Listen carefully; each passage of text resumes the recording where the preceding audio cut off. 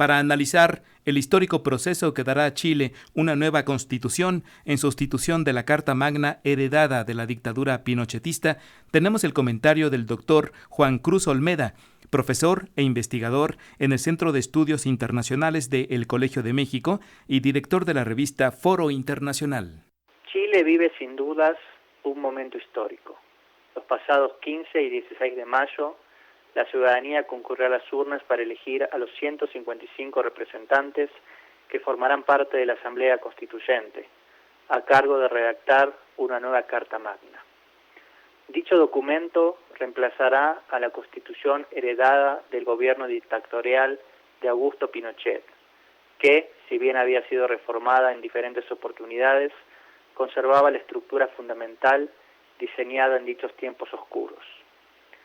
La elección de hace 2 fines de semana debe entenderse como parte de un proceso iniciado en las protestas que cimbraron al país en 2019. En dicho momento quedó en claro que el promocionado milagro chileno, que en décadas anteriores había parecido combinar estabilidad política y crecimiento económico, raramente vistos de manera simultánea en América Latina, escondía elementos perniciosos.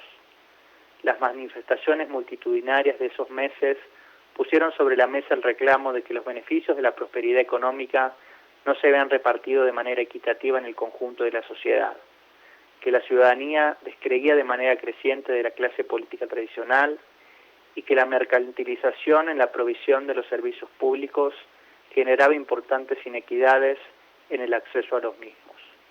El sostenimiento de las protestas, a pesar de diferentes propuestas del gobierno de Piñera para lidiar con la situación, que además se combinaron con la utilización desmedida de la represión, llevaron a plantear que la única salida era promover un proceso de discusión de los pilares del modelo, que se encontraban inscritos en la Constitución pinochetista. La materialización del proceso se vio afectada por la llegada de la pandemia, pero finalmente, el 25 de octubre del año pasado, una abrumadora mayoría de la ciudadanía confirmó en un plebiscito que estaba de acuerdo con la redacción de una nueva Constitución y que además consideraba que dicha tarea debía ser realizada por una asamblea electa popularmente. La elección de los y las representantes que formarán parte de la misma, que también sufrió retrasos, fue la que tuvo finalmente lugar este mes de mayo. Los resultados observados en las urnas merecen algunas reflexiones. Uno de los más importantes fue la magra cantidad de votos cosechados por los partidos tradicionales. Desde el regreso a la democracia a inicios de los años 90, la política chilena estuvo dominada por 2 grandes bloques. El de centroizquierda, conocido como la Concertación, controló el poder durante casi 2 décadas desde entonces y se sustentó principalmente en la Democracia Cristiana y el Partido Socialista.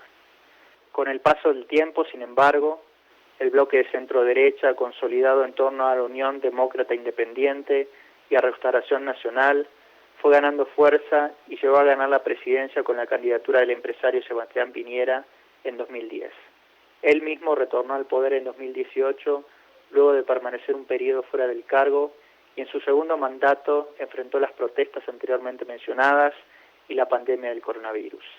En estas elecciones, los partidos de derecha no lograron un objetivo que se habían propuesto casi como cuestión de vida o muerte: obtener al menos 1/3 de los cargos en disputa, la cifra que se necesita para bloquear propuestas dentro de la Asamblea Constituyente. La izquierda tradicional, sin embargo, también se vio castigada en las urnas, a manos de candidatos independientes o de nuevas fuerzas de dicha orientación ideológica, algunas de las cuales nacieron como desprendimientos de la Concertación. Otra cuestión relevante es que la Asamblea estará compuesta de manera paritaria. Esta situación, inédita a nivel global, fue resultado de reclamos y campañas de colectivos de mujeres, en un país en el que el movimiento feminista creció y ha logrado protagonismo en los últimos años.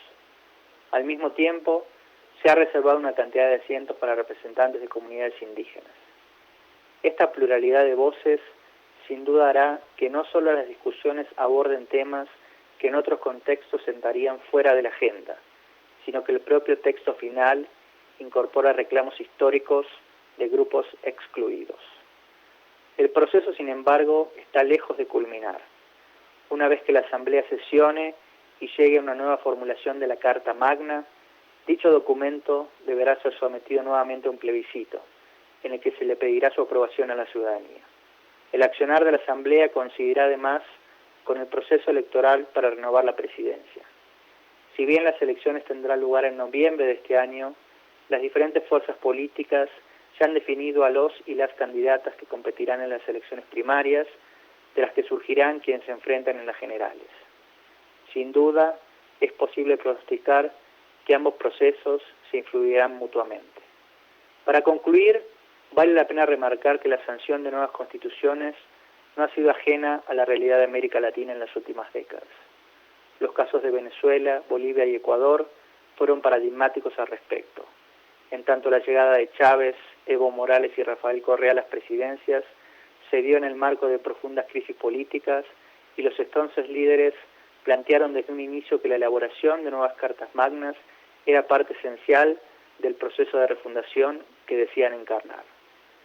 El caso chileno, sin embargo, no se ha ajustado a esta lógica de arriba hacia abajo, sino todo lo contrario.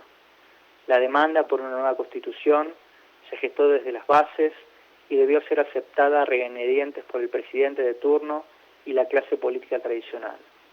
De hecho, como ya mencionamos, estos sectores se encontrarán en una posición de debilidad en el cuerpo que discutirá el nuevo documento y que será dominado por nuevas voces. Aún está por verse, pero quizás sea esto lo que abre el camino a una revitalización de las instituciones democráticas en Chile y quizá en América Latina. Para Radio Educación, Juan Cruz Olmeda, profesor investigador del Centro de Estudios Internacionales del Colegio de México.